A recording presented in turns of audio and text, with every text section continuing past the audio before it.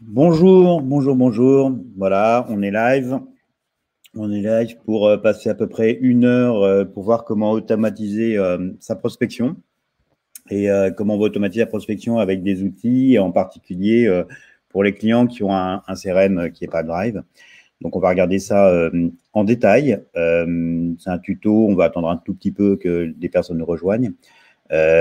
C'est un tuto en fait qui permet d'arrêter de passer du temps entre différents outils manuellement. En fait, il y a plusieurs études qui montrent que les commerciaux et les équipes marketing passent beaucoup de temps de manière manuelle, même quand on fait du growth, même quand on maîtrise un petit peu ces techniques-là. Souvent, il y a beaucoup de perte de temps. Et donc, là, on va avoir une approche qui va permettre directement d'automatiser, c'est-à-dire de lancer quasiment 1 fois par semaine en faisant une manipulation, et l'ensemble des choses derrière sont totalement automatisées. On va beaucoup, j'ai axé en tout cas ce tuto sur un CRM qui est Pipedrive et quelques outils. Donc, il y a plusieurs possibilités. On verra qu'il y a aussi d'autres CRM possibles, d'autres outils possibles, et ça fera effectivement, je me permettrai de faire d'autres tutos et d'autres lives sur ces sujets-là dessus. Pourquoi Pipedrive? Pipedrive est un CRM qui est assez bien fait pour des entreprises qui font du B2B, qui a l'avantage d'être globalement peu coûteux, d'être facile à prendre en main. Et dans la cour, effectivement, des CRM, d'un côté, il y a Pipedrive, il y a Salesforce, il y a HubSpot, il y a Zoho, et donc on fera des tutos sur ces sujets-là un petit peu plus tard, courant de l'année 2021. Voilà, je propose de commencer directement. Alors, vous allez voir que tout au long, en fait, de cette présentation, sont des choses qui sont très simples à mettre en place. Globalement, sur l'aspect technique pur, je dirais que sur la technique, il y a quasiment allez, 1/2 heure à 1 heure maximum de travail. Donc, c'est vraiment très, très simple. Chaque outil que je présente ou solution se connecte très facilement en 2 clics de souris. Là où il va falloir passer un tout petit peu plus de temps, c'est effectivement bien penser sur ces messages et le copywriting. Le copywriting est souvent quelque chose qui est négligé, c'est-à-dire qu'aujourd'hui, on entend de plus en plus parler des outils. Tout le monde est de plus en plus focus sur les outils et souvent oublie une part qui est très importante. C'est pas uniquement les outils, puisque tout le monde utilise plus ou moins bien et plus ou moins d'outils. C'est surtout ce qui va faire la différence, c'est ce que vous allez présenter dans votre offre, dans votre solution, et la manière dont vous allez rédiger ça. Donc, c'est pas l'occasion de ce tuto-là. On en fera d'autres dessus sûrement. Mais c'est un point que je tiens à préciser, qu'il y a vraiment une importance sur la rédaction des messages, des objets, pardon, des emails que vous allez envoyer ou des messages LinkedIn que vous allez pouvoir envoyer. C'est vraiment des éléments clés pour être très focus, non pas sur un volume, pas faire un volume énorme. Le but n'est pas de faire un volume énorme en prospection, mais par contre d'avoir des très bons taux de conversion. C'est vrai qu'historiquement, si on remonte un petit peu le temps, les entreprises et les gens envoyaient beaucoup d'emailing. C'est, je dirais, un peu dépassé. Maintenant, on est beaucoup plus sur le fait d'envoyer des emails beaucoup plus ciblés, avec des taux d'ouverture. Quand on fait du cold email, et là je parle de vrai cold email, vous allez avoir des taux d'ouverture qui sont au minimum de 60 à 70%, et je dis bien au minimum. Et donc, il est préférable d'envoyer une centaine d'emails par jour qui a un taux d'ouverture de 100 à 70 emails ouverts, plutôt que d'envoyer un gros volume en fin d'année, donc en fin de mois. L'objectif, c'est vraiment d'avoir un flux continu et systématique de messages que vous allez envoyer, puisqu'en fait, très souvent, quand on fait de la prospection, ok. J'avais quelqu'un qui me disait qu'il n'y avait pas de son, donc je m'affolais un tout petit peu. À partir de là, en fait, quand vous envoyez ce qu'on rencontre souvent au niveau commercial, c'est que à un moment donné, on est très focus sur des ventes, et à un moment donné, on est très focus sur de la prospection. Et souvent, c'est pas en parallèle. L'objectif là, c'est vraiment de vous faire un flux continu qui va automatiser tous les jours, toutes les heures, des nouveaux prospects, et que ceci soit automatisé. Alors, pour cela, on va commencer par la première chose, c'est la recherche LinkedIn. LinkedIn aujourd'hui, on va dire de manière assez simple, en Occident, et je vais exclure l'Allemagne, qui a une particularité parce que les gens utilisent peu LinkedIn en Allemagne, c'est la meilleure base de données qui existe sur le marché. D'ailleurs, le meilleur constat, c'est que dès qu'on a quelqu'un en contact, dès qu'on rencontre quelqu'un dans un cadre B2B, un des premiers réflexes que tout le monde fait, c'est d'aller voir son profil LinkedIn, voir ses expériences, dans quelle entreprise il est passé pour savoir si on a des choses en commun, voir ses études. Et en fait, on essaie de se faire une analyse, un profil de la personne. Mais donc, le premier réflexe, c'est toujours d'aller sur LinkedIn pour regarder. Donc, le point de départ, très souvent, c'est ce que à peu près tout le monde fait, c'est d'aller rechercher les bons profils et les bons contacts sur LinkedIn. Sur LinkedIn, en fait, très rapidement, il faut quand même passer sur Sales Navigator pour pouvoir faire des recherches poussées. Je vais agrandir un peu l'écran. Pour faire des recherches poussées, des profils des personnes qui vous intéressent. Donc, il y a des recherches que vous allez pouvoir faire par entreprise et dans chaque entreprise qui sont vos cibles, allez faire des recherches par profil, par job de personne ou par fonction. Il y a un point qui est souvent négligé sur lequel aussi j'attire l'attention, c'est quand on fait une recherche sur LinkedIn, il faut un peu se spécialiser sur ce sujet-là, c'est-à-dire qu'il ne faut absolument pas hésiter à faire des recherches avancées de LinkedIn. Et quand je dis recherche avancée, ça veut dire être capable de faire du booléen. Le booléen, c'est ce qui va vous permettre de faire des inclusions et des exclusions. Par exemple, là, si j'ai mis growth marketing, eh bien, je vais… alors là, je n'ai pas mis en job, là, je l'ai mis en recherche. Il vaut mieux le mettre en termes de fonction. Il va falloir aussi utiliser des choses qui vont me permettre d'exclure des personnes qui ne sont pas exactement dans ma cible. Des personnes qui ne seront pas exactement dans ma cible, ça peut par exemple être des stagiaires ou des gens qui sont en césure. Et dans ce cas-là, dans vos recherches booléennes, il va falloir, dans vos recherches en fait LinkedIn, il va falloir faire des recherches négatives. C'est par exemple mettre note, N-O-T en majuscule, et puis derrière stagiaire, ou bien mettre moins, le signe moins, et coller stagiaire. Alors stagiaire, stage, césure, internship, etc. Tous ces éléments qui vont vous permettre d'exclure un maximum de personnes qui ne seraient pas pile poil dans votre profil, dans votre profil de cible. Donc, vous allez avoir une recherche LinkedIn et vous allez, à la suite de cette recherche LinkedIn, avoir un certain nombre de contacts qui vont s'afficher dans votre liste. Et là, ce dont je vais parler, c'est essentiellement pour les gens qui ont Pipedrive. Il y a une solution sur le marché qui ont fait un connecteur et que je vais vous présenter ici, qui est extrêmement pratique parce que ce connecteur va permettre de pousser directement dans votre CRM vos éléments de profil et de recherche. Il y a plusieurs solutions sur le marché qui sont extrêmement puissantes, qui permettent de faire vraiment beaucoup de choses. Je pense à des boîtes, en l'occurrence, on a des boîtes françaises comme Phantom Buster, Captain Data ou Lobster, qui sont des boîtes françaises qui vont permettre de scraper, que ce soit LinkedIn ou d'autres choses d'ailleurs, qui vont très très loin. Mais là, on va parler exclusivement et en particulier des gens qui possèdent Pipedrive. Et donc, on a aujourd'hui une solution qui permet de pousser directement de LinkedIn directement dans votre CRM. Et donc, ça s'appelle Duxoup Connector. Alors, il existe Duxoup, c'est une extension qu'on installe sur son navigateur et qui va permettre de visiter les profils des personnes qui sont dans la liste. Mais ils ont sorti dernièrement, effectivement, Duxoup Connector que vous trouverez sur la marketplace de Pipedrive. Donc, pour les gens qui utilisent Pipedrive, si vous utilisez Pipedrive, je vous recommanderais d'utiliser plutôt des solutions comme Phantom Buster, Captain Data, Lobster, etc. Vous pouvez aussi évidemment utiliser Duxoup, mais le Duxoup Connector est vraiment, pour l'instant en tout cas, exclusivement pour Pipedrive. En fait, il suffit d'activer ici, quand vous êtes dans Duxoup Connector, vous allez pouvoir activer la synchronisation avec votre Pipedrive et lui dire aussi que chaque fois que vous visitez un profil, bien, il le pousse directement dans votre CRM. En fait, c'est somme toute assez simple. Vous avez une extension qui est ici. Vous faites visiter les profils. Donc, il ne faut pas faire scanner. Il faut faire visiter les profils. Pourquoi? Parce que quand vous scannez un profil, ça va plus vite, ça peut en faire plus dans la journée. Mais l'inconvénient, c'est que ça ne va pas extraire le site web de l'entreprise. Or, il est important pour avoir des bonnes recherches d'adresse email et des bonnes informations de capter lors du scrapping aussi le site web de l'entreprise qui se trouve dans LinkedIn. Pourquoi? Parce que je vais vous donner un exemple.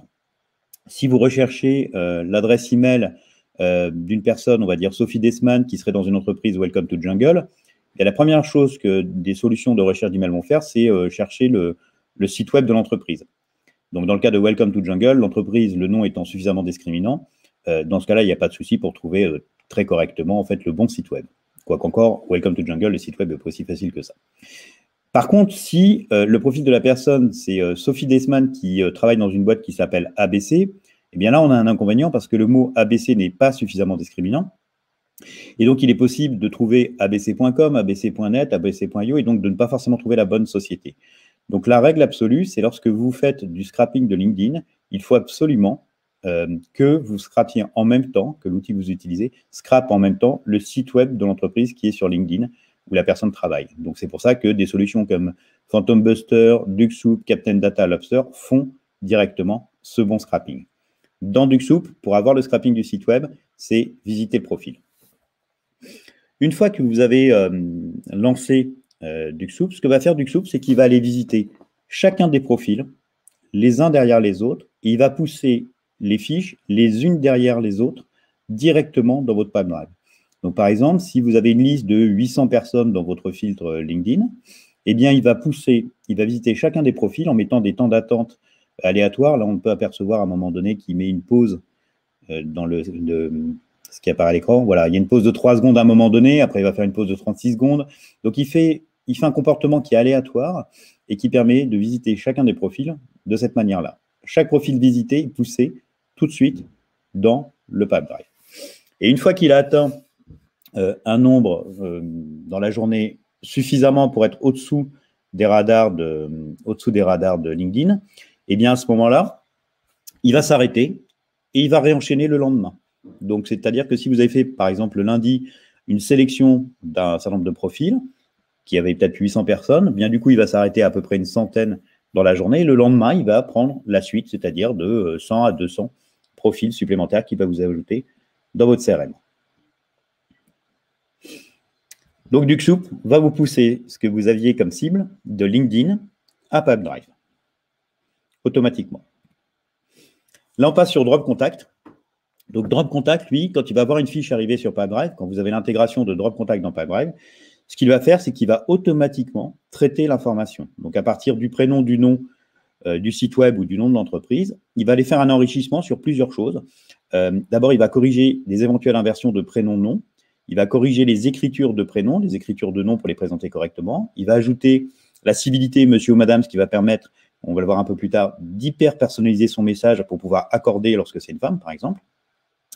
Il va rajouter donc l'adresse email, vérifier et valider, le site web de l'entreprise, la taille salariale, le secteur d'activité, le code NAF, le numéro de téléphone du standard présent sur le site web de l'entreprise ou le numéro de téléphone qui est présent sur Internet, plus exactement, on va dire dans Google Maps, sachant que ces numéros de téléphone qui sont présentés sont des numéros de téléphone qui sont totalement RGPD compliant puisqu'ils sont présents sur Internet. Donc, vous n'aurez pas de numéro de téléphone mobile, puisqu'effectivement, avoir un numéro de téléphone mobile, ils ne sont pas présents sur Internet dans la plupart des cas. Alors, si on regarde là concrètement ce que fait Drop Contact dans un enrichissement de Pipedrive, là par exemple, c'est un enrichissement, c'est un ajout manuel d'une fiche. C'est juste pour vous montrer concrètement ce que ça fait. Là, j'ai rentré le nom de l'entreprise ainsi que le prénom de la personne. D'ailleurs, j'ai fait des erreurs de caractère ou même d'écriture, et puis j'ai inversé le nom et le prénom, et j'ai juste mis la société.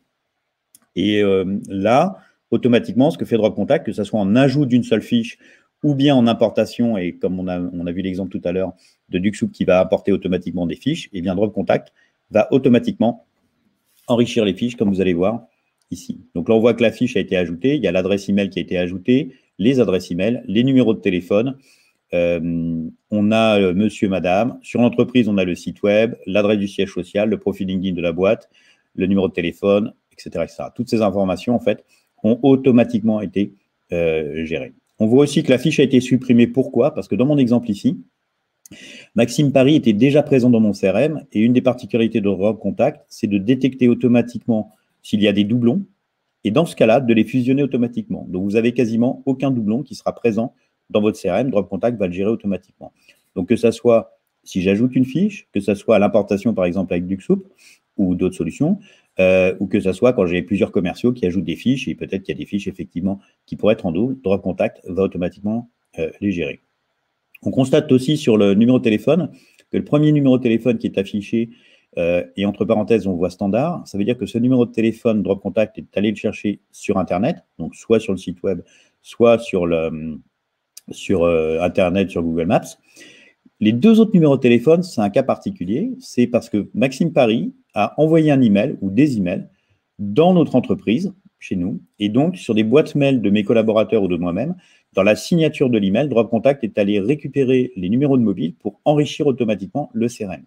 Tout ça est totalement automatisé. Donc, vous voyez que j'ai passé 0 temps.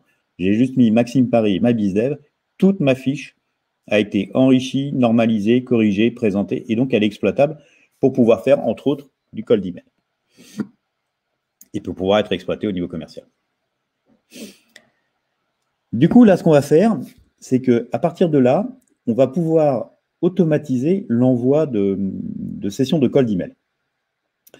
Un point qui est important aussi, que je voudrais évoquer, c'est le fait qu'il faut absolument, en tout cas en 2020 et les 2021, etc., il faut absolument en fait que maintenant, toutes les données que vous ayez, tous les contacts que vous ayez, que vous scrapez, etc., vous les mettiez à un seul endroit, avoir un endroit unique où toute cette information, elle est consolidée et enrichie et dédoublonnée.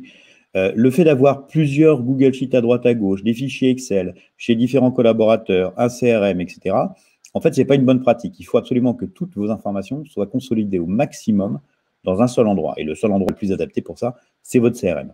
Donc là, directement, quand on voit qu'on a fait le scrapping, ça a été poussé dans DuckSoup, directement dans mon CRM. Donc, si j'ai sélectionné des personnes, c'est qu'a priori, c'est des cibles pour aujourd'hui ou pour demain, mais c'est des gens qui sont dans mon target commercial. Donc maintenant, ce qu'on va faire, c'est avec ceux qui ont été poussés dans Pipedrive, qui ont été enrichis par Drop Contact, on va créer un filtre ou des filtres qui vont nous permettre en fait de sélectionner ceux à qui on va envoyer des messages de cold email. Et on va voir comment on va le relier avec une solution de cold email derrière. En fait, ce que je vais faire, c'est ça. C'est que je vais créer un filtre, ou plus exactement plusieurs filtres, mais je vais créer un filtre qui me dit, par exemple, dans mon Pipedrive, que j'ai une personne dont le champ LinkedIn ID n'est pas vide, donc ça veut dire que ça a été importé par DuckSoup, cette information-là, et sur lequel j'ai un email, n'est pas vide, que Drop Contact a trouvé, un email. Et on va nommer ce filtre, par exemple, Contact from DuckSoup. OK. On pourrait aussi, si on veut spécifier, c'est-à-dire avoir des séquences de cold email différentes, spécifier des tags, par exemple des CEO, par exemple des DRH, etc. Donc, je pourrais avoir 5 filtres différents en complétant mon filtre d'informations supplémentaires. Donc, par exemple, un tag de CEO, un tag de RH, etc. Et chacun de ces filtres va pouvoir me permettre de lancer une séquence différente. Donc, par exemple, si j'ai des messages qui vont partir pour des CEO qui seront différents des messages que je vais envoyer pour des RH, eh bien, je vais pouvoir faire des filtres différents dans mon Pipedrive. Et ces filtres-là, c'est là-dessus qu'on va faire pointer des solutions de cold email. Et donc là, on va utiliser Lemlist. Pourquoi Lemlist, qui est aussi une solution française, pour plein de raisons d'ailleurs. D'abord, c'est une super solution. Donc, il y a plein de solutions de cold email sur le marché, mais c'est une super solution. L'équipe avance très, très vite. C'est vrai que le développement de Lemlist est extrêmement rapide. Et ils ont fait une intégration de Pipedrive qui est vraiment excellente en termes de synchronisation et qui simplifie vraiment au quotidien. Tout à l'heure, je vous disais, en cold email, vos taux d'ouverture, c'est 60-70% minimum que vous obtiendrez, et c'est ce que vous obtiendrez minimum avec Lemlist. Pour vous donner un ordre d'idée, nous, chez Drop Contact, sur des entreprises et des personnes qui ne nous connaissent pas, le taux d'ouverture qu'on a sur nos campagnes avec Lemlist, avec le procédé dont je vous parle, enfin à partir de Pipedrive, on est à 92% de taux d'ouverture.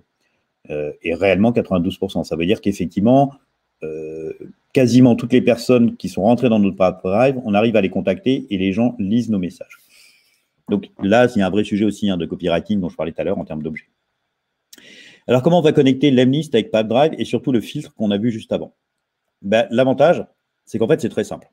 C'est que dans Lemlist, vous avez un endroit pour faire les intégrations et vous allez pouvoir connecter votre Pipedrive à votre Lemlist. Une fois que vous avez fait ceci, cette première connexion, vous allez pouvoir créer votre séquence. Donc là, c'est un test. On va appeler cette séquence test LinkedIn. Vous allez pouvoir créer votre séquence avec vos différents messages. Et en fait, ce qui va alimenter en termes de contact avec des emails, des prénoms correctement écrits, des noms correctement écrits, la civilité monsieur, madame, qui vous permettent d'accorder dans vos messages de Lemlist. Et en fait, là, on va lier le filtre. Vous voyez là sur le import, le petit bouton import qui est ici. Vous allez pouvoir connecter en fait votre séquence d'email avec directement le filtre. Vous voyez, Contact from Duxoup qui est en haut. Vous allez pouvoir directement le connecter ici. Ce qui veut dire, si je reprends du départ, j'ai fait ma sélection sur LinkedIn. Je clique sur mon bouton Duxoup Connecteur. Il va scraper, visiter chacun des profils, scraper les informations, les pousser dans Pipedrive. Drop Contact automatiquement va enrichir les informations. Le filtre qu'on a créé tout à l'heure, Pipedrive, va voir qu'il y a des nouvelles fiches qui ont été ajoutées au fil de l'eau et donc va les prendre dans son filtre, dans cette sélection. Lemlist va voir que ce filtre-là a des nouveaux contacts, donc va les prendre en compte et va shooter vos séquences de code d'email directement de manière totalement automatique. Une fois que c'est mis en place, tout ce que je viens d'évoquer, c'est complètement automatique. L'étape d'après, c'est sur les gens qui ont ouvert les emails. Alors, il y a deux approches. Il y a une approche qui est aujourd'hui le fait d'envoyer avec différents outils des invitations LinkedIn. Donc, on reçoit tous de plus en plus d'invitations LinkedIn avec des messages qui sont plus ou moins pertinents à l'instant T. Et c'est vrai qu'il y a une très forte croissance parce qu'il y a beaucoup d'outils qui sont plutôt très bien faits, qui sont peu coûteux, et donc ça permet effectivement d'avoir une automatisation des messages sur LinkedIn. Cette approche, aujourd'hui, commence à atteindre un peu sa limite, même si ça fonctionne. Elle commence à atteindre sa limite parce que on reçoit, je dirais peut-être trop de messages, et trop de messages qui ne sont pas pertinents. Là, en fait, ce que je recommande, moi, c'est d'ajouter quelque chose qui est beaucoup plus pertinent, c'est-à-dire qu'au moment donné où quelqu'un a ouvert votre email, et donc c'est le bon momentum, puisqu'il a lu l'objet de votre email, il a lu votre email, c'est d'être capable de lui envoyer une invitation LinkedIn avec un message, on va dire dans le quart d'heure ou la demi-heure où la personne a ouvert votre email.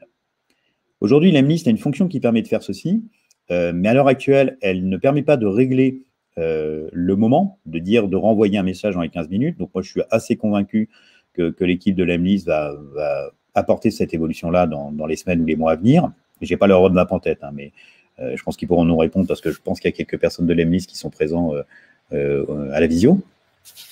En fait, donc là, ce qu'on va faire, c'est qu'on va faire avec un autre process, complètement automatisé aussi, qui va nous permettre d'envoyer les messages dans le quart d'heure ou la demi-heure où la personne a ouvert l'email. Et donc ça, c'est des invitations LinkedIn.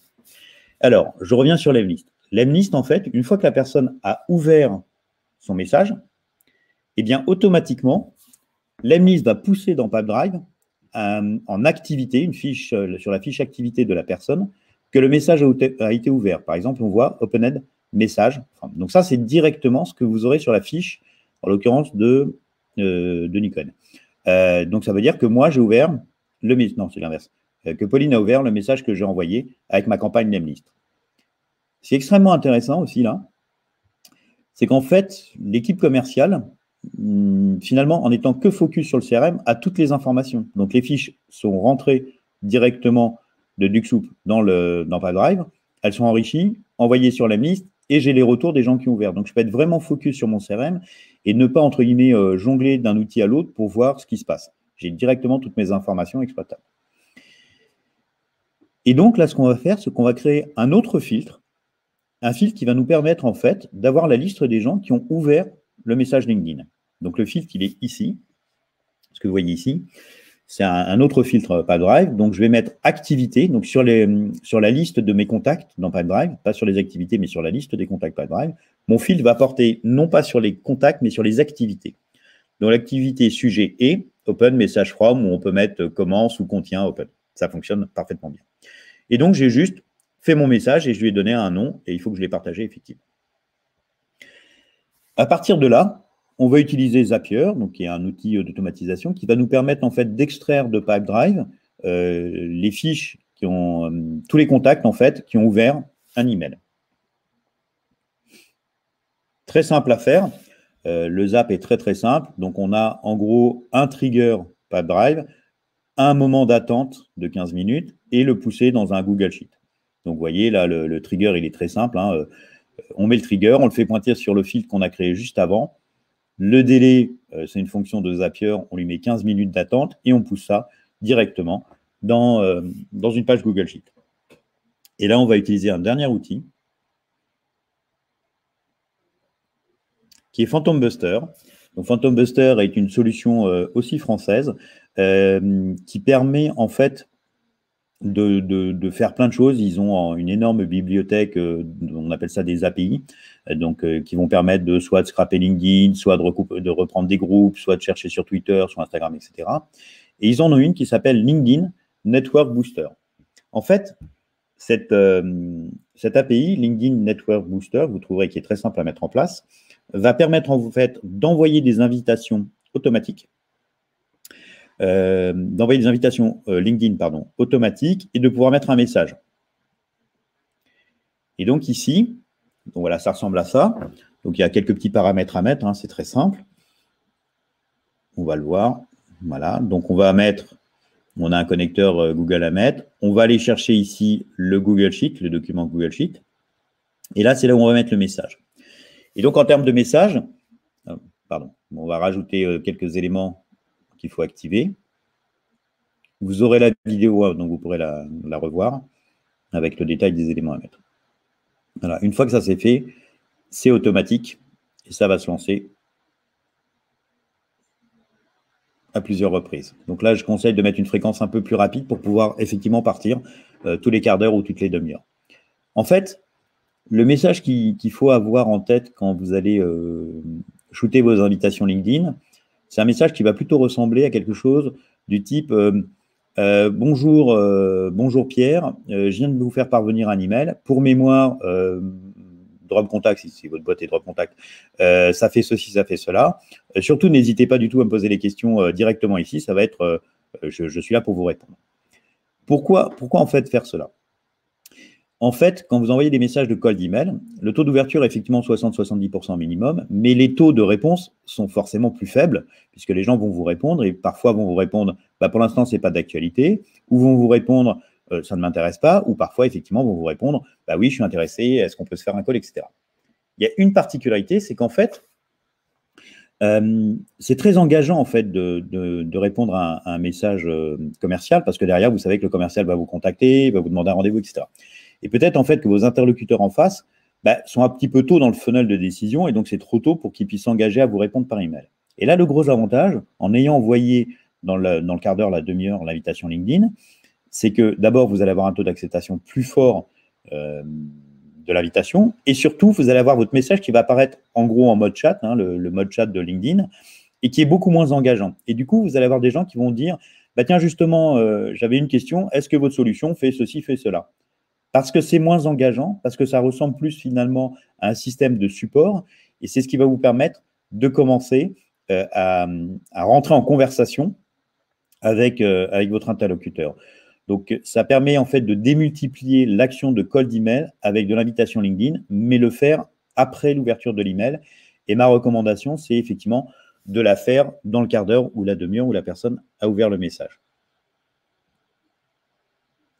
Voilà un petit tour de table des outils utilisés du process. Donc, on part de LinkedIn avec sa recherche Sales Navigator. Pour mémoire, pensez surtout à faire des recherches booléennes, c'est-à-dire à utiliser des et surtout des notes ou le signe moins, le trait d'union. Le Duck Soup Connector qui va vous permettre de pousser automatiquement de vos recherches LinkedIn dans Pipedrive. Donc, ça, c'est une intégration. De Pipedrive, automatiquement l'enrichissement de Drop Contact avec l'intégration de Drop Contact dans Pipedrive. Faire un ou des filtres qui vous permettent de sélectionner vos profils fonction de là ou les séquences que vous voulez lancer de cold email avec Lemlist. Lemlist qui va, lui, envoyer directement les campagnes et les séquences différentes.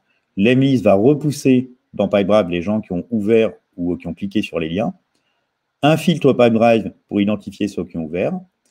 Le pousser via Zapier dans un Google Sheet qui est lu par Phantom Buster pour envoyer des invitations LinkedIn avec des notifications dans le quart d'heure de demi-heure. Donc, comme je disais, Lemlist fait déjà la partie d'envoi d'invitation LinkedIn, mais pour l'instant, on ne peut pas gérer à quel moment on veut l'envoyer. Voilà un petit un tuto qui est vraiment, voilà les différents outils, qui est vraiment sur le fait de pouvoir automatiser l'intégralité de sa prospection en termes de call d'email, d'invitation LinkedIn. Et la mise en place, hein, vraiment, c'est entre une demi-heure et 1 heure à mettre en place les outils. Et je dirais ce qui va prendre le plus de temps, c'est vos séquences, c'est l'écriture de vos séquences et messages dans l'Emlist et dans votre invitation LinkedIn. Mais pour le reste, c'est vraiment extrêmement rapide. Voilà pour la présentation. Peut-être que maintenant, si vous voulez, je vais pouvoir répondre aux différentes questions que vous avez sur le chat directement. Je vais remonter un petit peu les questions. Hop, hop, hop, je reviens au début. Bonjour, tac, tac, tac. Alors, Roxane, a priori, le son, tout fonctionne bien. Ok. Y a-t-il un guide des petites techniques de mots pour affiner les recherches sur LinkedIn, type notes, etc. Oui, en fait, c'est Chuck qui a posé la question. Voilà, d'ailleurs, quelqu'un a déjà passé le guide. Mais oui, il faut vraiment faire la recherche sur... en gros, recherche booléenne LinkedIn ou recherche avancée LinkedIn. C'est très proche, en fait, des recherches avancées de Google. Et il y a pas mal d'astuces. La bonne pratique, en fait, c'est de faire une recherche où on voit...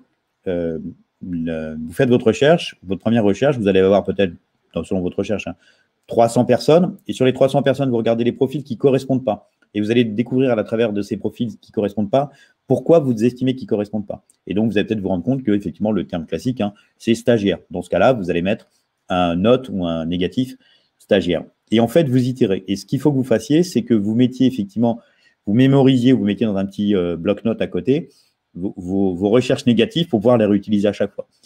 L'avantage quand on fait ça, c'est qu'une fois que vous avez bien travaillé, bien itéré là-dessus, en fait, il vous suffit, entre guillemets, de remettre cette recherche-là chaque fois que vous allez faire une recherche. À la différence de, je prends un fichier, j'extrais les données, puis à l'intérieur, à la main, à chaque fois que je vais extraire une donnée, je vais aller supprimer des gens.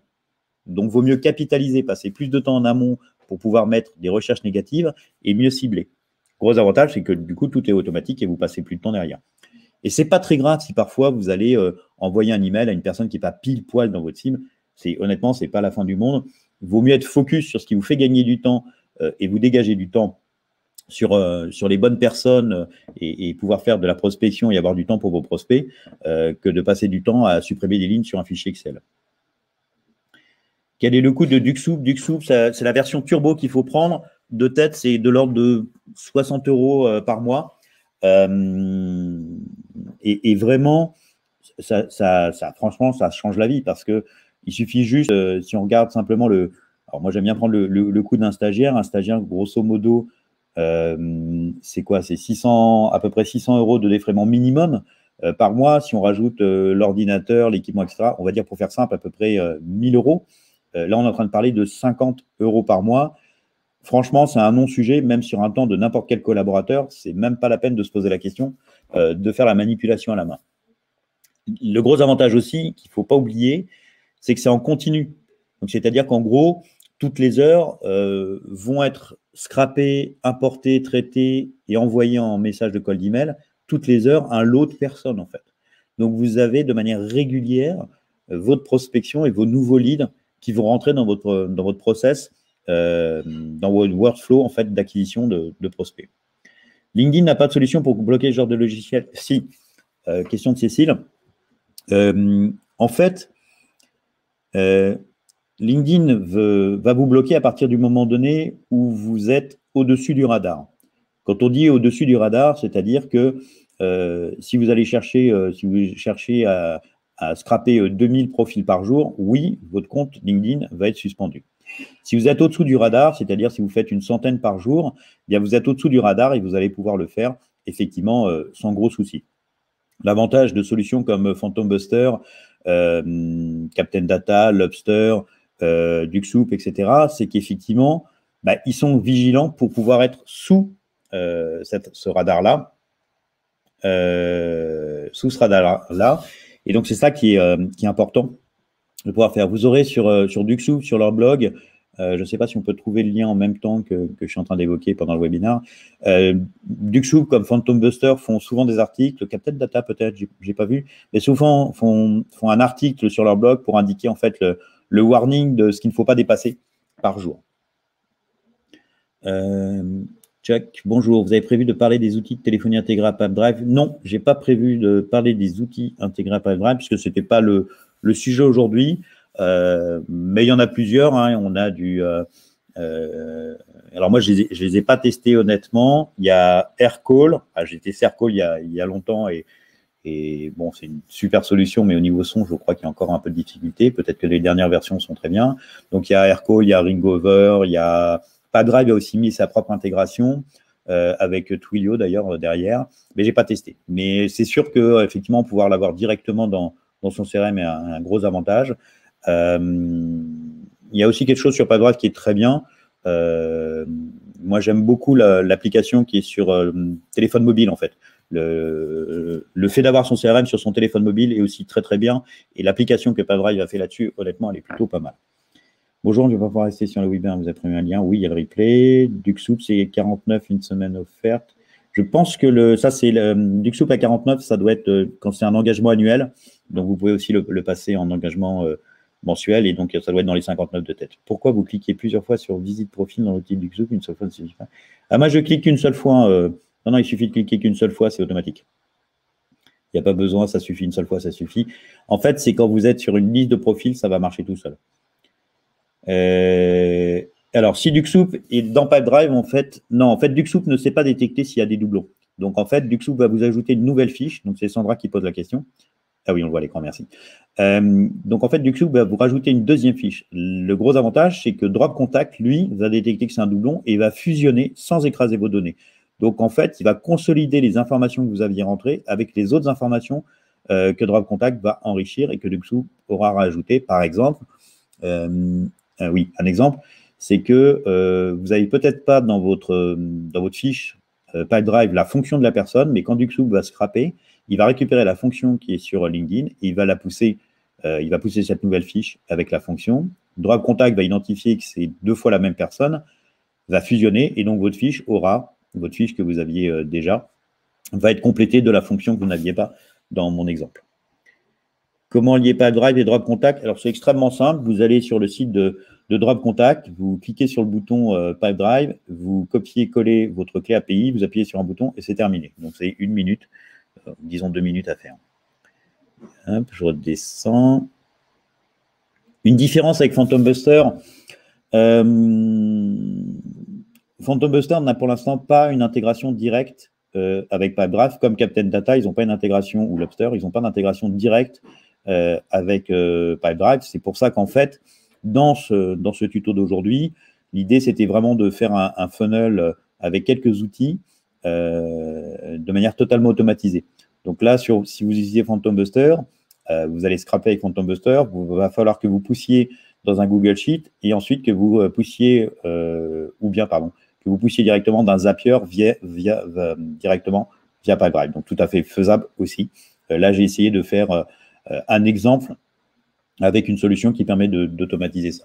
Il y a d'autres choses hein, dans le connecteur Duxoup qui sont assez cool aussi, c'est qu'ils ont intégré le fait que lorsque vous êtes dans votre Pipedrive, quand vous avez Duxoup connecteur, vous pouvez directement sur une fiche envoyer une invitation LinkedIn. Vous pouvez directement écrire un message sur LinkedIn, dans la messagerie de LinkedIn, directement à partir de Duxoup, enfin à partir de votre Pipedrive. Et les échanges de messages sont récupérés aussi dans votre Pipedrive et dans votre historique d'activité. Je pense que c'est encore, c'est un peu, je dirais pas que c'est encore en bêta, mais c'est encore un petit peu jeune sur ces fonctions. Ce que j'ai testé vraiment assez cool. Je pense que ça peut effectivement aller assez loin à l'avenir, à suivre. Les doublons. Pour lier drop contact et Pipedrive, ok, merci. Hop, hop. Si on n'a pas besoin du code NAF, il suffit de ne pas créer le champ Pipedrive. En fait, Drop Contact va créer ses propres informations et va créer automatiquement les champs. Donc, vous n'avez pas de champ à créer, c'est fait automatiquement par Drop Contact. Dessus, il est déconseillé de supprimer les champs en fait qu'on crée parce que ce sont des champs qu'on utilise nous pour détecter les doublons et de ne pas se tromper. Donc, il suffit de ne pas faire afficher dans Pipedrive, vous pouvez ne pas faire afficher le champ s'il est vide. Et s'il est plein, lui, il va s'afficher, vous aurez le code NAF. Il ne suffit pas de créer ce champ dans Pipedrive. Non. Okay. Une différence Duxoup Phantom Buster, ça j'avais répondu. Alors, mais très cool, si la personne change, comment... Ok. Alors, la question de Mathias. Ça, c'est un vrai sujet parce qu'à ma connaissance, que ça soit dans Salesforce, dans HubSpot, etc., les CRM aujourd'hui ne savent pas gérer les changements d'entreprise. C'est-à-dire que si, par exemple, j'ai Pierre de Bouygues, que Pierre de Bouygues il change de boîte, en fait, je ne vais pas savoir gérer ça dans mon CRM, donc il va falloir que je crée 2 fiches, etc. Nous, on sort au premier trimestre 2021 une fonction qui sera une option premium qui automatiquement va détecter quand Pierre ne fait plus partie de Bouygues Télécom. On va retrouver dans quelle boîte il est, dans quelle entreprise il est passé, parce qu'en général, les gens, quand ils changent d'entreprise, sont à peu près dans les mêmes secteurs d'activité et en général ont un poste avec plus de responsabilité, donc encore plus décisionnaire. Et ce qui veut dire que vous avez créé un capital avec ce prospect parce que vous avez envoyé des emails, vous l'avez eu au téléphone, il y a eu un nurturing qui a été fait. Et donc, c'est un vrai capital que vous avez avec ce prospect ou ce client. Et donc, quand il change de boîte, c'est une clé vraiment fabuleuse, effectivement, pour pouvoir rentrer dans la nouvelle boîte. Donc, si je reprends mon exemple de Pierre, on va dire que Pierre est client et qu'il change, il passe chez SFR, j'ai tout intérêt, effectivement, à être alerté pour pouvoir contacter Pierre chez SFR parce que ça va être ma clé d'entrée chez SFR. L'option que Drop Contact va sortir à la rentrée au premier trimestre 2021, c'est automatiquement, il va ajouter la nouvelle fiche de Pierre de SFR. Si vous n'aviez pas la boîte SFR, il va créer la boîte SFR aussi dans vos fiches organisation de votre CRM. Et il va envoyer un email au commercial qui gérait Pierre de Bouygues pour lui dire que Pierre de Bouygues n'est plus chez Bouygues, mais il est chez SFR avec le lien vers la bonne fiche. Donc ça va être complètement automatique. Savez-vous si PadDrive prévoit... alors, je sais qu'ils ont acheté une solution. Ils ont racheté une société pour faire ça. La différence, c'est c'est vraiment une différence qu'il faut bien prendre en compte, c'est que ce ne sont pas des solutions de cold email, ce sont des solutions d'emailing. Il y a une énorme différence et parfois il y a beaucoup de confusion entre le fait d'utiliser une solution d'emailing comme HubSpot, Mailgun, Mailchimp, Sendinblue, etc., qui sont des solutions d'emailing, donc qui sont extrêmement utiles pour envoyer des emails automatisés en nurturing, avec plein de cas de figure, si la personne est restée tant de minutes sur ma page tarif, ou si la personne a enchaîné ça ou a mis tel mot-clé, etc. Ou lorsque je vais envoyer effectivement des messages d'onboarding quand ils ont téléchargé un livre blanc, etc. Donc ça, ce sont des solutions d'emailing. Le cold email, c'est vraiment différent. C'est différent dans sa conception. C'est différent parce que vous ne pourrez jamais envoyer avec un cold email 10 000 emails dans la journée. Et vous n'aurez jamais un taux d'ouverture sur HubSpot qui va atteindre des 60-70% parce que ce n'est pas du cold email, c'est des séquences d'emails. Donc oui, probablement, PadDrive, ils avancent très vite aussi. Donc clairement, entre Salesforce, PadDrive, HubSpot, il y a une vraie course. Salesforce étant le plus gros CRM, alors il y a Microsoft de l'autre côté aussi, j'oublie pas. Ils ont vraiment de l'avance là-dessus. HubSpot les rattrape vraiment. HubSpot monte très bien en gamme dessus.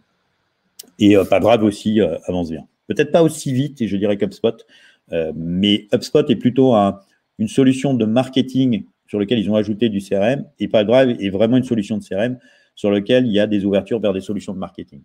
Si je veux faire une petite synthèse un peu rapide. Est-ce que prospecting fonctionne également sur ce schéma-là? Alors, il y a deux choses sur prospecting sur lesquelles aujourd'hui ça ne fonctionne pas sur ce schéma-là. La première, c'est qu'ils n'ont pas l'intégration Zapier en entrée, c'est-à-dire que prospecting ne prend rien comme information en entrée. Il ne fonctionne qu'à partir de LinkedIn. Donc, vous ne pouvez pas pousser des invitations à partir d'un Google Sheet et d'un Zapier dans prospecting. Le deuxième élément de prospecting lorsque vous scrapez sur le LinkedIn, c'est d'ailleurs un peu ce que j'évoquais tout à l'heure, c'est qu'aujourd'hui, prospecting ne scrape pas le site web de l'entreprise. Donc, vous perdez une information qui est essentielle, qui est d'avoir la bonne boîte. Vous savez, mon exemple, c'était Sophie Desman dans une boîte qui a baissé. Prospecting va prendre Sophie Desman dans une boîte qui a baissé. Donc, pour tout ce qui envoie de messages sur LinkedIn, ça fonctionne très bien. Mais si vous voulez faire du cold email, vous avez un risque de pas retrouver l'adresse email de Sophie Desman dans une boîte qui est ABC, puisque ça pourrait être abc.com, abc.net, abc.io, etc. Après, le deuxième élément, c'est que ma recommandation à moi, c'est d'abord de faire du cold email et sur les ouvertures d'email, d'envoyer une invitation. Vraiment de cibler ça et pas vouloir faire du volume en disant, voilà, OK, c'est bon, j'ai une solution, quelle qu'elle soit, hein, j'ai une solution pour envoyer des invitations sur LinkedIn, et donc je veux envoyer 1000 ou 500 invitations LinkedIn avec des messages dans tous les sens, etc. Je préconise vraiment les taux de conversion forts plutôt que les volumes. On est en 2020-2021. Le taux de conversion est beaucoup plus important que faire du gros volume. Après le premier message LinkedIn, peut-on automatiser l'envoi bonne question. Oui, ça doit être faisable, effectivement, ça peut faire sens. Je ne sais pas encore sur l'Emlist si on peut régler. Oui, ben si, vous pouvez renvoyer une deuxième invitation sur LinkedIn via l'Emlist. Ça peut faire sens. Effectivement, c'est des sujets à creuser.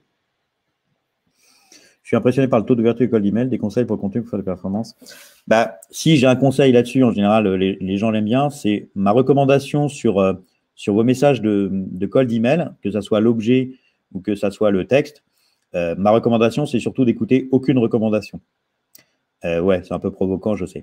Pourquoi? Parce qu'en fait, c'est le copywriting dont je parlais tout à l'heure. C'est-à-dire que à partir du moment donné où quelqu'un va faire un message en suivant une recommandation ou un template classique, qui va être de dire, alors les grands classiques sur les messages de call d'email, c'est « Bonjour, j'ai vu ton profil sur LinkedIn, nous avons beaucoup de choses à dire, ça serait super qu'on soit en contact parce que ma boîte fait ceci, fait cela. » Deuxième message, « Ah, j'imagine que tu es très occupé, que tu n'as pas pu répondre à mon message, etc. » Et en fait, c'est complètement éculé, ça ne représente pas votre boîte, ça n'a pas de valeur, c'est trop automatisé et c'est pas personnalisé.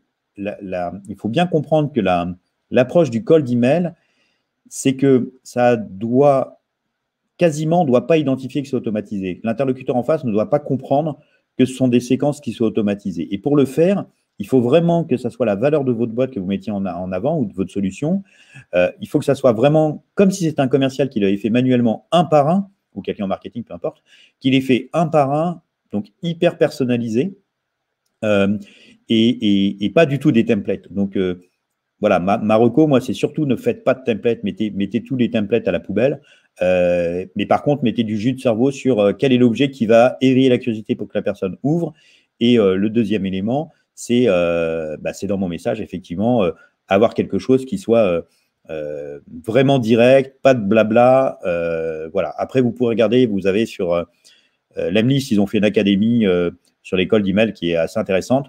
Et donc, vous voyez ça plutôt comme l'inspiration, mais surtout ne copiez pas les templates. En tout cas, de mon point de vue à moi, c'est vraiment là où il faut mettre du jus de cerveau et c'est ça qui prend le plus de temps. Et ça, il faut itérer. Donc, les premiers éléments, c'est en fait, vous créez un premier objet avec votre message, vous en envoyez 20, 25 par jour pendant une semaine, vous regardez vos résultats. Et quand vous allez voir vos résultats, vous allez dire « Ah ben, j'ai pas été bon ». Vous allez relire votre message, vous allez dire « Ah ben non, mais je suis idiot, j'aurais pas dû mettre ça ». Et vous allez refaire un deuxième message, vous allez relancer une semaine sur 20, 25 par jour ou 30 par jour, jusqu'à ce que vous ayez effectivement un taux d'ouverture qui soit pertinent. Il y a un autre paramètre qui va jouer, il y a deux paramètres, enfin il y a 4 paramètres qui vont jouer sur votre taux d'ouverture de call d'email. Le premier, c'est le bon ciblage, d'avoir le bon interlocuteur en face. Le deuxième, c'est utiliser une vraie solution de call d'email. C'est un point qui est quand même très important. Le troisième, c'est effectivement votre objet, puisqu'on parle du taux d'ouverture, donc c'est l'objet, c'est même pas votre message, ça va être l'objet qui va être important.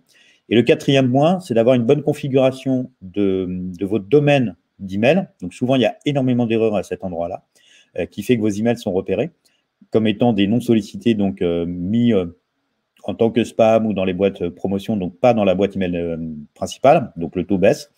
Et là, je pense qu'on peut avoir, j'ai fait un article, on a fait pas mal de R&D là-dessus, on a fait un article sur qui s'appelle Bonds as Grave Doctor.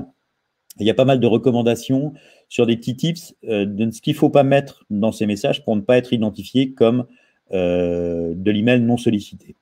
Pourquoi? Parce qu'en fait, historiquement, il y a deux choses. Il y a des solutions qui sont en face, c'est-à-dire quand vous recevez des emails, quand on reçoit des emails, tous, on n'a pas envie de recevoir 3 tonnes d'emails.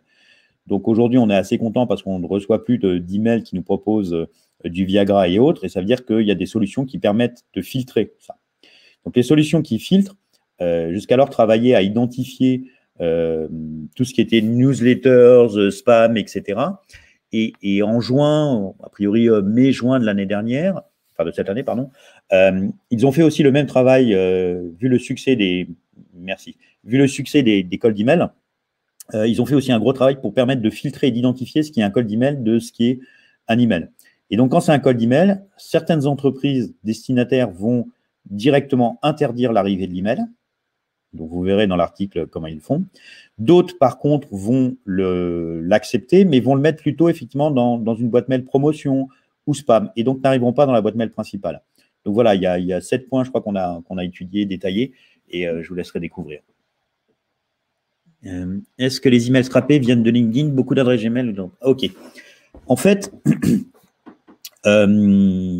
Drop Contact, directement dans votre serveur. Drop Contact, en fait, ce n'est pas une base de données. C'est-à-dire, contrairement à toutes les solutions aujourd'hui d'enrichissement sur le marché, toutes les solutions d'enrichissement sur le marché ont une base de données et essayent d'avoir la plus belle base de données, la plus grosse, la plus puissante, la plus à jour, etc. Et donc, vous verrez, hein, sur toutes les solutions qui existent, en gros, ils vont vous dire, on a 600 millions de profils, 700 millions, 400 millions, etc. Drop Contact n'est pas du tout sur cette approche-là, pour plusieurs raisons. La première, c'est qu'il y a une obsolescence des données aujourd'hui qui est très forte. Quelqu'un qui était dans une entreprise il y a 1 an, il y a 2 ans, il y a beaucoup de gens qui changent aujourd'hui, et je ne parle même pas de la crise du Covid actuelle où il y a beaucoup plus de changements. Mais on est en 1 an, il y a à peu près 25 à 30% de la base qui n'est plus à jour. Donc l'obsolescence des données est un premier point. Le deuxième point, c'est qu'il existe quand même la RGPD. Et la RGPD, en fait, a changé une donne. C'est qu'il est interdit de revendre des données, qu'elles soient pro ou pas pro, des données nominatives qui ont été mises dans une base de données. Donc, pour pouvoir revendre des données qui ont été mises dans une base de données, il faut qu'elles soient opt-in, ce qui n'est pas le cas. Alors, c'est 2 choses. Attendez, hop, là, j'ai trop de... Ça a trop bougé. Non, juste là, merci. Didier, est-ce que les emails scrappés viennent de... Donc, voilà, je finissais là-dessus. Donc, les emails, en fait, que Drop Contact fournit, ne sont pas des emails qui sont scrappés, c'est de l'algorithmie et des algorithmes et de serveurs de test qui nous permettent de vous donner des adresses email nominatives pro validées. Donc, effectivement, et ce que fait Drop Contact aussi dans votre Pipedrive, c'est que si vous avez plusieurs adresses email, par exemple, une adresse email perso de quelqu'un, une adresse email nominative pro, c'est que Drop Contact va toujours mettre en premier, dans la première ligne, l'adresse nominative pro. Ensuite, il va mettre, je ne sais plus laquelle, en fait, il classe pour mettre en priorité la professionnelle. Ça a un avantage, c'est que la synchronisation qui est faite avec Lemlist va aller lire la première adresse email. Donc, la première adresse email que Drop Contact vous met, c'est l'adresse pro. Et si vous aviez une adresse perso, ce n'est pas celle que Lemlist va utiliser, il va bien utiliser l'adresse email pro. Juste après Didier, il y avait une autre question. Votre avis sur Datananas qui remplace Duxoup et Lemlist? Bonne solution. Bonne solution. Je ne connais pas bien les synchros avec Pipedrive. Je sais qu'ils ont fait des choses qui sont pas mal. Il y a eu pas mal de mouvements sur Datananas parce qu'ils ont été rachetés par Sarbacane il y a quelques mois. Donc, je pense que ça peut faire une belle évolution. Mais oui, si vous avez Datananas en place, très, très bien. Quels sont les taux de réussite de d'enrichissement de données, adresse email, numéro de téléphone, David pour D1 Business? OK. En fait, nos taux aujourd'hui est entre 35 et 65% parce que ça va vraiment dépendre de votre cible. Nous, notre spécialité sur notre spécialité, ce que l'on fait vraiment, c'est du B2B. Donc, on ne communique aucune adresse générique, adresse email générique du type contact, sales, etc. On ne communique aucune adresse personnelle du type Gmail, Yahoo, etc. On ne communique que de l'adresse nominative pro en enrichissement. Donc, on est entre 35 et 65%. On n'est pas du tout adapté si vos cibles sont des commerces, des professions libérales, des artisans, des médecins, etc. Drop Contact ne sera pas du tout adapté si ce sont vos cibles. Par contre, pour tout ce qui est B2B, oui, on va être très fort sur ce sujet-là. Numéro de téléphone, c'est ce qu'il y a sur le site web. C'est ce qu'il y a sur le site web et ce qu'il y a sur Internet, donc essentiellement sur Google Maps. Dessus. On ne fournit pas de numéro de téléphone mobile puisque la plupart du temps, les numéros de téléphone mobiles que vous pouvez obtenir avec certaines solutions sur le marché, la question c'est de savoir d'où vient l'origine des numéros de téléphone mobiles. Certains vous diront qu'ils sont publics. Si vous arrivez à trouver ces numéros de téléphone de manière publique, c'est intéressant. Voilà, je ne suis pas persuadé que ça soit le cas. Autre question. Les adresses mail scrappées, évidemment, sont les adresses mail pro. Alors, en fait, Drop Contact ne scrape pas des adresses email. Donc, on ne cherche pas, c'est-à-dire que chercher les adresses email sur Internet, C'était valable il y a 10 ans, parce que les gens mettaient leur adresse sur Internet, maintenant ils ne le mettent plus, c'est protégé, etc. Donc on ne fait pas du tout de scrapping, on ne fait pas du tout de base de données, c'est vraiment de l'algorithmiste et de la mathématique et des algos de vérification de tests. La RGPD nous interdit de contacter ce contact. Non, en fait, la RGPD en B2B n'interdit pas de contacter en B2B. Vous avez tout à fait le droit de prospecter. On a fait un article aussi sur ce sujet-là. Je pense que Pauline peut peut-être le retrouver. Qui, effectivement, ne vous interdit pas du tout de prospecter en B2B. Il faut qu'il y ait un intérêt légitime minimum. Donc, si vous vendez des ordinateurs et que vous contactez des directeurs de services informatiques, vous avez tout à fait le droit de le faire. La question, c'est qu'il faut que les gens puissent se désinscrire facilement de vos services. Donc, normalement, pour être 100% RGPD, il faut… merci. Il faut que vous ayez un lien de désinscription dans vos messages de cold email. Une solution pour tester les catch-calls donnés par leur contact sont directement… Une solution pour tester les catch-calls donnés par leur contact sont directement envoyés un email. Alors, en fait, le sujet des catch-calls, c'est que personne ne peut vérifier les catch-calls. C'est-à-dire qu'en fait, il y a une grande ambiguïté, enfin une difficulté de compréhension. Et donc, je vais expliquer. Une entreprise peut avoir déterminé que son domaine email soit de manière standard ou est décidé qu'il soit catch-all. Catch-all, ça veut dire qu'ils vont accepter tous les emails qui vont rentrer, en particulier les tests. Donc, toutes les solutions de test pour tester si une adresse email existe ou pas, que ce soit des bonds, Bouncer, Zero Bonds, Verify, Bright Verify, Drop Contact, etc., ne pourra pas vous dire qu'un domaine qui est en catch-all, sur un domaine qui est en catch-all, ne pourra pas vous dire si une adresse email est valide ou pas, parce que ce n'est pas testable aujourd'hui. Personne ne sait le faire correctement aujourd'hui. Et donc, il y a deux choses, trois choses à savoir. C'est que si la cible des entreprises qui font plutôt des domaines en catch-all ont plutôt tendance à être des entreprises un peu fortes, un peu grosses, un peu importantes. Et donc, certaines personnes vont vous dire, bah, en fait, j'ai tellement peur pour la réputation de mon domaine que je ne vais pas shooter les catch-all. OK, pourquoi pas, mais ça va vous enlever une énorme part de business de vos cibles. Donc, ces entreprises-là, du coup, vous ne pourrez jamais les contacter par des techniques de cold email ou d'emailing d'ailleurs. Parce que vous êtes tellement dans l'inquiétude de votre réputation de domaine que vous dites que tout va être bloqué, plus rien ne va arriver, etc. Si par exemple, je prends des entreprises, hein, si vos cibles sont les banques, vous faites la BNP, la Société Générale, la Caisse d'Épargne, etc., bah, du coup, vous pouvez les enlever de votre prospection parce que du coup, ces entreprises-là sont en catch-all, donc vous ne pourrez jamais avoir ceci en client. Ce n'est pas du tout ma recommandation. Hein. Ma recommandation, c'est de shooter les catch-all et oui, vous aurez des bons. Le point qu'il faut comprendre, c'est qu'on est en train de parler de cold email, on n'est pas du tout en train de parler d'emailing. Donc, si vous envoyez 5 000, 50 000, 100 000 emails et que dedans, vous avez beaucoup de catch-all, oui, votre réputation de domaine va être endommagée. Si vous shootez une centaine ou une soixantaine d'emails par jour et que vous avez effectivement de temps en temps des domaines de catch-all qui vont bouncer, eh bien, ce n'est pas très grave, ça ne va pas changer votre réputation de domaine. Je fais ça depuis des années. Je faisais des techniques effectivement de shoot de 100 000 emails par mois avant dans une autre vie. Là, j'en fais beaucoup. Et oui, on a des catch-all et de temps en temps, effectivement, on en a un peu plus. Sur une journée, on peut avoir des taux qui sont plus forts parce qu'on a eu plus d'entreprises qui étaient dans ce domaine-là et qu'il y a eu beaucoup de changements dans l'entreprise où les adresses n'étaient pas bonnes. Mais ce n'est pas grave, on arrive toujours à faire un taux de 92% de taux d'ouverture. Donc, ne vous inquiétez pas tant que ça. Je sais que c'est un vrai sujet d'angoisse, qu'il y a beaucoup de marketing sur le sujet. Et c'est pour ça que l'article qu'on vous a passé tout à l'heure sur S-Graph Docteur va vous donner quelques réponses aussi. Est-ce qu'on a d'autres questions? Malgré la solution, nous n'avons pas de taux de bounce. Malgré la solution, nous n'avons pas de taux de bounce. Malgré les bonnes informations. Je n'ai pas compris la question. Si Mathias, tu peux la reformuler. Est-ce qu'on a d'autres questions? Pouvez-vous répéter ce que vous avez dit sur la revente d'email? Ah, ok. Prendre des données personnelles, les mettre dans une base de données pour la revente, ne peut pas se faire. C'est-à-dire que ce qui se faisait historiquement, ce qui se fait encore, hein, c'est quelque chose qui va prendre du temps sur le marché européen et mondial. Vous prenez des données personnelles, donc on prend tes données Alexandro, quelqu'un prend tes données à toi, les met dans une base de données pour les revendre. Il n'a pas le droit de les revendre si tu n'as pas autorisé la revente de tes données. Ça, c'est la RGPD, c'est ce qui a changé. Par contre, si dans ton business à toi, tu prends mes coordonnées à moi, tu les mets dans ton CRM et tu me shootes un cold email, là, tu es autorisé parce qu'il y a un intérêt légitime dans ce cas de figure. C'est un vrai sujet de toute manière sur l'année 2020.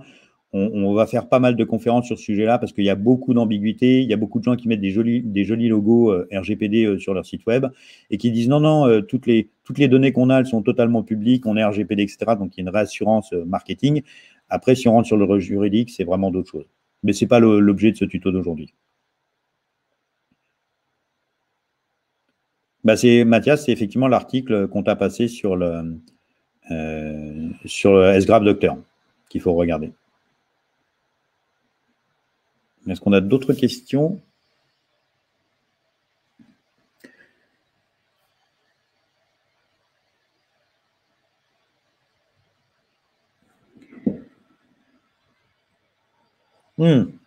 Ok, Mathias. Alors, en fait, ok, on va prendre ce cas, c'est intéressant.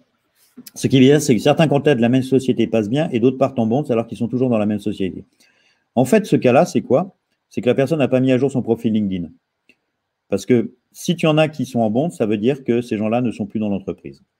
Et ce qui se passe, quels sont les cas dans lesquels on ne met pas à jour son profil LinkedIn? C'est on vient de changer d'entreprise et parfois, ce n'est pas la priorité, donc on n'a pas mis à jour son profil LinkedIn. Ça peut prendre un petit délai alors certaines personnes le mettent au bout d'une semaine, d'autres un mois, 2 mois, 3 mois. Donc, effectivement, il peut y avoir ce décalage.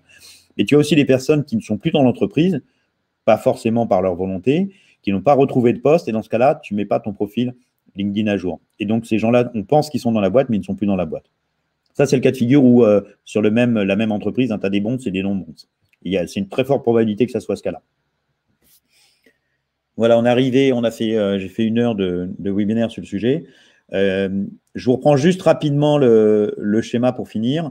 Recherche LinkedIn, Duxoup connecteur qui permet de pousser directement dans Pipedrive, Drop Contact qui va enrichir, dédoublonner, donner tous les éléments, Lemlist qui va permettre d'envoyer automatiquement les séquences, Lemlist renvoie dans Pipedrive les gens qui ont ouvert les emails, Zapier pour pousser dans un Google Sheet et envoyer ses invitations avec Phantom Buster sur LinkedIn. Voilà. Merci beaucoup. Excellente journée. À bientôt. Au revoir.